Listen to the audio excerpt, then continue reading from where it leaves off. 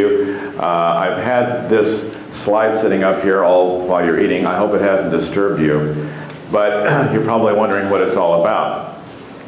So let's talk right now about what it's about. This is the hardest time ever to speak to any group because everyone's about ready to go to sleep. I'm just an overgrown child. I'll be 62 fairly soon, but that doesn't mean I'm grown up. I like to play games like connecting the dots just as much as a little child would. So today we're going to connect the dots between airway changes, altered oral posture, unbalanced facial growth, and I'm going to add another one in here, temporomandibular disorders, and obstructive sleep apnea. I really have to acknowledge people who've gotten me here. I've been very gifted to have some great mentors in my life, not the least of which was Brendan Stack. I was reading his CV and I noticed that I was attending his course in April of 1986 in Pittsburgh, Pennsylvania. Frankly, I thought he was way out there at the time. I didn't want to treat TMJ cases. It looked too difficult for me. I just didn't want to screw people up. Over the years, I learned more and more, and I'm glad that for those of you who haven't taken his course, you really should take his course. Fly down to Dulles Airport in 2 weeks because it's worth it. I've taken it and it's absolutely worth your time.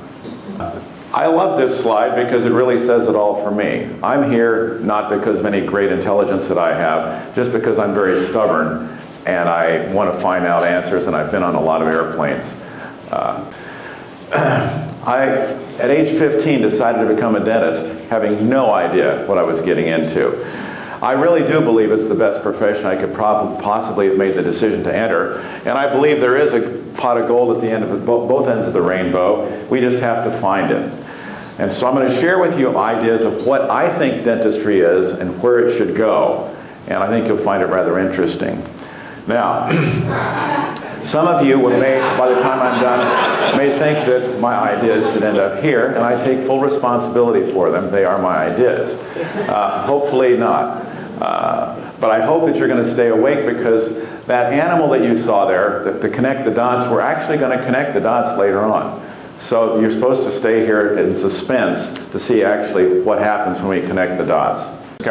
This profile norm right here superimposes on glabella and the bridge of the nose and helps us see how far a face has deviated from the norm. So this is what we know as the Bolton norm. This is what the face should look like. Now, for those of you who have children who have lips apart like this, your children's faces don't look like this. And most of the people in this room don't have their face looking like this either. We'll talk about that. The ancient Chinese knew that people who had no chin were not going to live a long life. And here we are talking about it, and what I'm saying to you is, I don't believe that someone who has this much of a deviation from where he ought to be is going to live to a ripe old age. About it, doesn't it?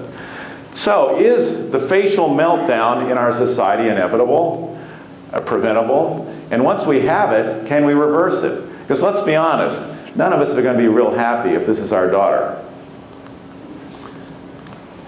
Let's switch directions here just a little bit and talk about sleep apnea.